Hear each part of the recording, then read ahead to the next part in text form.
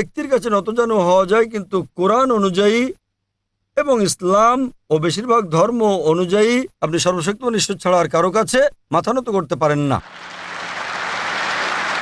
আপনি জানেন অনেক হিন্দু আমার আলোচনার শেষে তারা এসে আমার পায়ে স্পর্শ করে। আপনি জানেন তারা কি বলে? हमने पहले बार भगवान का अवतार खुद देखा आंख से। এই জীবনে দেবতাকে সচক্ষে দেখলাম প্রথম, হিন্দুরা আমাকে বলে।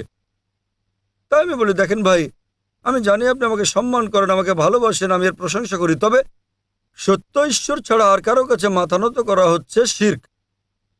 এমনকি হিন্দু ধর্ম মতো আপনি ঈশ্বর ছাড়া আর কারো কাছে মাথা নত করতে পারেন না। তাই আমি তাকে সংশোধন করছি যে সম্মান ভালোবাসায় করলেও ভালোবাসা আর সম্মানের মাত্রা ছাড়ানো ঠিক নয়। যখনই মাত্রা অতিক্রম করবেন তখনই তা শিরক, ঈশ্বরের শরীক সাব্যস্ত করা। পরে অনেক হিন্দু আমার কাছে এসে আমাকে অনেক প্রশংসা করেছে, তারা আমাকে ঈশ্বরের কাছাকাছি নিয়ে গেছে। আমি বলি আমি দেবতা নই, আপনারা কেবল সর্বশক্তিমান ঈশ্বরের কাছে মাথা নত করতে পারেন। আমি বলি জ্ঞান হলো ঈশ্বরের দান, এটা ঈশ্বরের দান।